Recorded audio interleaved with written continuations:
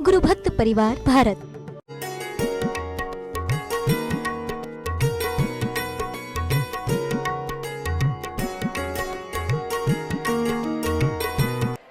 चर्चा चल रही है कि जब जिसके अंदर किसी के प्रति घृणा और कसाई उत्पन्न हो जाती है तब वह व्यक्ति धर्म से भी नहीं डरता। वह इतनी कसाइयों में आ जाता है, अगर कोई उसे संबोधन भी दे तो वो कहता ठीक है, दुर्गति जाऊंगा, मरूंगा, मगर मैं उसे छोड़ूंगा नहीं।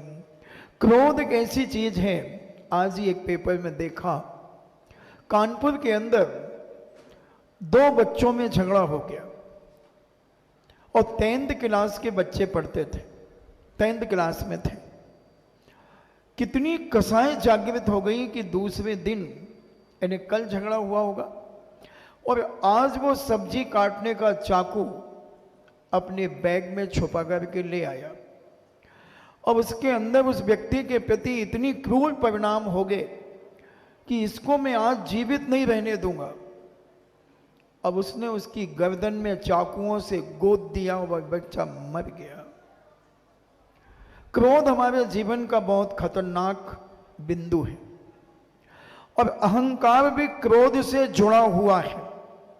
आदमी जब अहंकार में आ जाता है तो उसके अंदर क्रोध तो रहता ही और अहंकार के शिखर पर और पहुंच जाता है।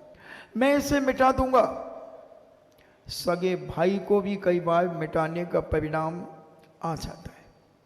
कोई ना कोई पॉइंट, कोई ना कोई बिंदु जीवन में एक ऐसा प्रेशर देता है हमारी मानसिकता को कि हम सब कुछ भूल जाते हैं कि ये कौन है, क्या है, इसका दुष्परिणाम क्या होगा। और जब वह पकड़ा जाता है तब उसकी वेदना, उसकी तड़फन बड़ी अलग होती है। तो जैनाचार्य संत महंत भगवंत कहते हैं कि कोई भी कार्य करने के पहले थोड़ा सा रुको। एक दंपति परिवार में बहुत प्रेम और वात्सल्य से रह रहे हैं, इतना प्यार है उनका, इतना आत्मीय भाव है एक दूसरे के प्रति, इतना लगाव है कि सारी कॉलोनी के अंदर, क्या सारे नगर के अंदर एक ही चर्चा है कि अगर दाम्पत्य जीवन में जीना है तो इनके जैसे एक एक माँ, बहन, बेटी, भाई, पिता, हर व्यक्ति उनके ऊपर उंगलियां उठा रहा। बुरी नहीं, अच्छी उंगली, पवित्रता की, उनके रहन सहन की, उनके खान पान की, उनके पहनने ओढ़ने की, हर चीज की तारीफ के पुल बांधे जा रहे हैं। और उसकी तारीफ सुनते सुनते उस नगर की रानी के मन में भी ईर्ष्या जाग गई और उसने अपने राजा से कहा, देखा कि कभी तुम्हारी और हमारी किसी ने तारीफ की है? हमारे रहने के तरीके को, हमारे खाने पीने की तरीके को, हमारे कपड़ों के पहनावे को, हमारे देखने के नज़रिए को क्या किसी ने की है? देखो, एक नया दाम्पत्य जीवन आया है, 2 पति पत्नी आए हैं, अभी संतान भी नहीं है, मगर कोई ऐसे राग रंग में नहीं रंगे हैं, हमेशा धार्मिक जीवन जीते हैं, हमेशा करुणा और प्रेम और वात्सल्य से भरे होते हैं, आत्मीय भाव से अपना जीवन जीते हैं। राजा कहता है, हाँ मैं जानता हूं। क्या जानते हो? आप तो कुछ भी कहो, कहते हाँ जानता हूं। आप किसी की तारीफ सुनने के लिए थोड़े शांत रह सकोगे? आपको कुछ भी कहो और आप एक ही बात कहते हैं, हाँ मैं ठीक कह रहा हूं। आप स्त्री जाति है, तुम्हारी अकल चुटैया में होती है, ऐसा विद्वानों ने कहा है। और मैं तो वैसे ही कहता हूं कि 80% होती ही है। डोंट बी हैप्पी, इसमें कहीं घबराने की कोई जरूरत नहीं है। और इतनी तारीफ की पूरा नगर जानने लगा है उनकी, और तारीफों के पुल बांध रहा है। राजा ने कहा, देख तमाशा, मैं तमाशा करता हूं, तू बुरा तो नहीं मानेगी? बोले नहीं मानेगी। बोले पहले तू कर, मैं तुझे भेजता हूं। तू एक काम कर, तेरी जो बहुत विश्वास पात्र सहेलियां, मतलब नौकरानियां हो, दासियां हो, उनको बुलाओ। बोले क्यों, क्या करोगे उनके साथ? बोले बुलाओ तो। बुलाया। बोले देखो बेटा, जो नया दंपति हमारी कॉलोनी में, हमारे राज्य में आया, हमारे नगर में आया है, उसके यहां तुम्हें जाना है और उसके पति से एक प्रस्ताव रखना है। क्या प्रस्ताव रखना है? प्रस्ताव ये रखना है कि हमारी जो रानी साहिबा है ये आपको बहुत पसंद करती है। किसे? उस सेठ को, जो एक नया दंपति जीवन जीने के लिए उस नगर में आया है। उस महिला के पति को, वो दासियों को समझाया गया कि तुम्हें उनसे एक वार्तालाप करना है। अब बहुत मीठे तरीके से, और स्त्रियां तो बोलने में माहिर होती, उन्हें कुदरती ही कुछ गला ऐसा मिलता है कि वो उनके मुख से फूल से झड़ते हैं। वो बात अलग है कि फूलों में कुछ विष भी मिला हो सकता है, मगर वो फूल झड़ते हैं। और वो दासियां बहुत चालाक थीं, बहुत चालाक, छल करने में मास्टर थीं। और वो 4-5 राज दरबार की दासियां उस दाम्पत्य जीवन जो जी रहे थे उनके कोठी में पहुंचे और उस महिला के पति से कहती हैं, हमें कुछ राज दरबार से हम आए हैं और आपसे हमें कुछ वार्तालाप करना है। हाँ हाँ बोलिए, क्या करना है?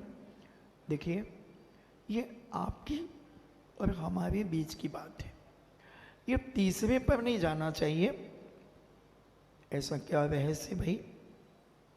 अब आप सुने, ज्यादा तर्क वितर्क ना करें। हमारी रानी साहिबा को देखा है आपने?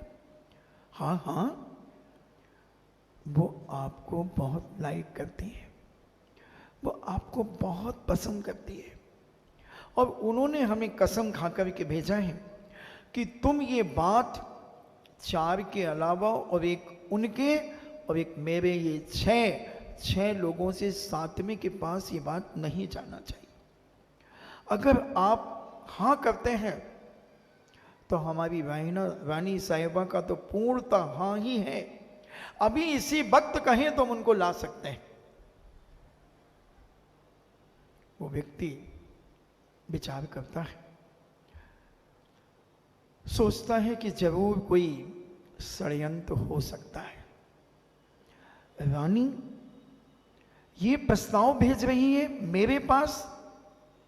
रानी तो इतनी बड़ी राजमहल में रहने वाली महारानी है, राजा इतना शक्तिशाली है, राजा इतना बड़ा योद्धा है, नीतज्ञ है और अनेक प्रकार की बुद्धि से ओतप्रोत है, न्याय और नीति को जानता है, राजनीति को जानता है।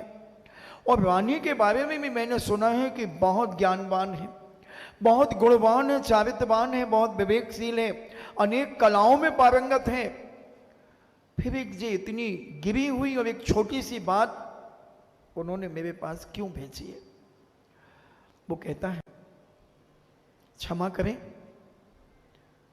ये रानी साहिबा की बात नहीं हो सकती है, तुम लोगों के मन के विचार की बात हो सकती है। आज के बाद इस प्रकार की बात लेकर के मेरे कोठी में आने का प्रयास न करें। समझें आप, इतनी बड़ी रानी दुष्चरित्रिणी नहीं हो सकती। क्या बात करते हो आप? जाइए। डांट करके भेज देते हैं। और लौट करके जब वो जाती हैं, राजा पूछता है क्या हुआ? बोले उन्होंने तो रानी का बहुत सम्मान करके और आदर से भरे हुए शब्दों का प्रयोग किया है और रानी साहिबा को उन्होंने अच्छा आदर्श माना है। बोले रुक जाओ, नीति है किसी भी कार्य को मनवाने के लिए 3 बार जाना चाहिए। तो राजा कहता है कोई बात नहीं, एक बार फिर जाना। दासियां और चतुर होकर के आती हैं, कुछ श्रृंगार करके भी आती हैं। अब उस पुरुष को पुनः निवेदन करती हैं, देखें हमारी रानी साहिबा ने कल रात्रि में उन्हें नींद नहीं आई, केवल आपके ही ख्वाब देख रही हैं, आप ही आप दिख रहे हैं उन्हें, यहां वहां जहां तहां, मत पूछो कहां कहां, आप ही आप दिख रहे हैं। वो कहता मैंने आपको कहा था ना कि आप मेरे पास नहीं आएंगी। नहीं नहीं, आप डांटिए नहीं, देखो आप समझें, बहुत बड़ी बात कहने आई हूं। रानी साहिबा, रानी साहिबा आपको पसंद करती है। क्या समझ रहे हैं आप? सारा वैभव आपका होगा, सारा राजपाट आपका होगा, सारी सेना आपकी होगी। अरे जाते हो कि नहीं जाते? मैं बाज दरबार में शिकायत करूं, लौट जाती हैं। तीसरी बार फिर आती हैं, क्वार्टर फाइनल, सेमीफाइनल, अब फाइनल है, और फाइनल में पूरी ताकत लगा देती हैं चारों स्त्रियां। स्त्रियां चरित्र बहुत खतरनाक होता है, जिसके पीछे वो पड़ जाएं, मगर अगर जिस पुरुष में ताकत है तो स्त्रियां पूरा जीवन भी लगा दे तो उसे डिगा नहीं सकती। और वह चारों पुनः आती हैं, बहुत बातें करती हैं, बहुत निवेदन करती हैं। उसने बात सुनी नहीं और कहा आप जाइए, यहां से बिल्कुल चले जाइए, एक सेकंड रुकने की जरूरत नहीं। वो चली जाती है। राजा कहता है बात पूरी हो गई, बात पूरी हो गई? बोले हाँ। बोले अब मैं प्रैक्टिकल करता हूं, अब मैं परीक्षा करता हूं। अपने विश्वास पात्र सलाहकार को बुलाता है और कहता है जाओ उस सेठ की पत्नी से बात करो, उस सेठ की पत्नी से कहो कि राजा तुम्हें चाहता है, क्या विचार है? और उसका विश्वास पात्र व्यक्ति गया और वह जाते हैं। सेठानी घर में थी।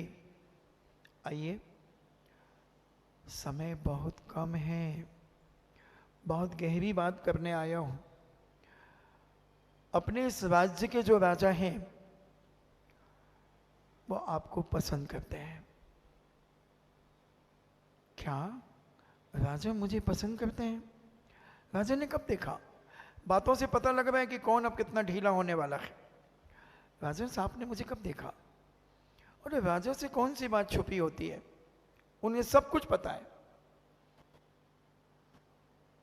तो राजा मुझे पसंद करते हैं, हाँ, और उनका मन है कि आपकी अगर इच्छा और स्वीकृति हो तो वो आपको पटवानी के पद पे भी बिठाने की हिम्मत रखते हैं।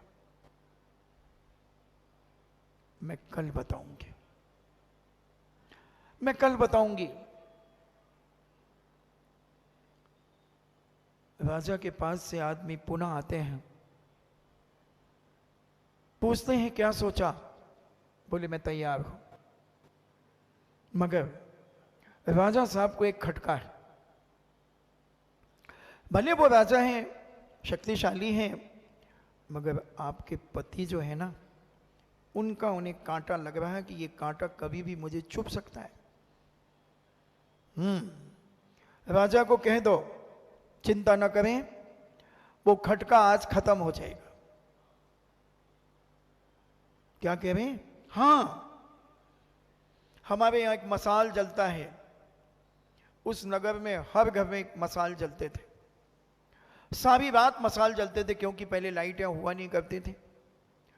मसाल जलता था। उसने कहा 2 और 3 के बीच में मसाल बुझ जाएगा तो तुम समझ लेना कि तुम्हारे बीच का खटका खत्म हो गया है। जब उन्होंने राजा से ये बात कही, राजा कहता निश्चित वो अपने पति को मारेगी। एक 4 की गांठ तैयार करो, अब उसकी कोठी के चारों तरफ पहरा लगा दो। जैसे ही मसाल बुझे और तुम ऊपर चढ़ करके उसके पति को बचाना, उसके पति को बचाना। एक 4 की गांठ तैनात कर दी जाती है और इंतजार है, सारे चौकन्ने हैं, सारे सैनिक, कि कहीं मसाल बुझ ना जाए। घड़ियां देख रहे हैं, घड़ियां देख रहे हैं, और 2 बजते ही और चौकन्ने हो गए। 2:15 पर मसाल बुझा। ये दौड़े, तब तक तो पति की गर्दन पलंग से नीचे गिर चुकी थी। कौन किसको कितना चाहता है, कौन किसको अपना मानता है, ये सब मुंह देखे की प्रीत है। जाके पैर फटी ना बिमाई, वो क्या जाने पीर पर आई। वो क्या जानता है दर्द को, वो क्या जानता है प्रेम वात्सल्य को, वो क्या जानता है अपनत्व को। श्री दत्त यही तो कर रहा है, यही तो कर रहा है। अपने मित्र की पत्नी को घर में रखा, इतने प्यार से आत्मीय भाव से रखा और कहा चिंता मत करो, इसका लालन पालन मैं करूंगा और मेरी पत्नी इसकी पूरी सेवा करेगी।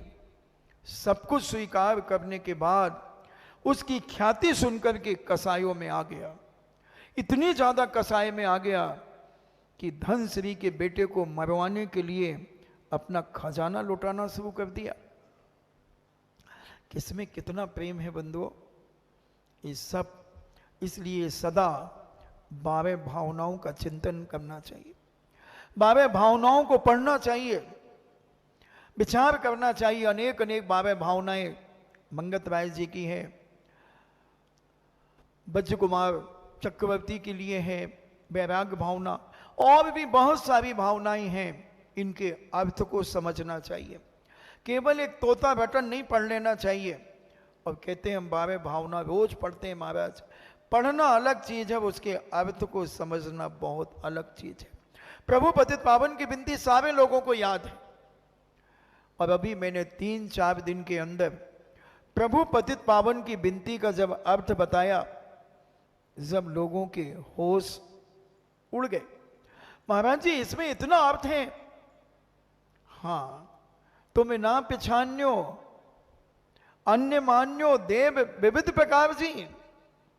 हम कहां चले जाते हैं, कहां कहां भटक जाते हैं। तो ये अर्थ नहीं जानने के कारण हम रट तो लेते हैं, बोल तो लेते हैं। इसलिए 12 भावनाओं को भी बहुत गहराई से समझना चाहिए, उसके अर्थ को समझना चाहिए। और जब अर्थ समझेंगे तो वो रहस्य हमारे अंदर खुलेंगे, और वो रहस्य जब खुलेंगे तो हमें संसार की असारता का भान होगा कि हम कहाँ गाफिल हो रहे हैं, हम कहाँ मोह जाल में उलझे हुए हैं। कौन है, कौन है हमारा, हम किसे अपना माने। ये शरीर भी हमारा नहीं है। इस शरीर को भी फारसी में बदमाश कहते हैं। ये बदमाश है, धोखेबाज है। इतना खिलाओ पिलाओ नहलाओ धुलाओ सब कुछ करो, उसके बाद भी साथ नहीं देता।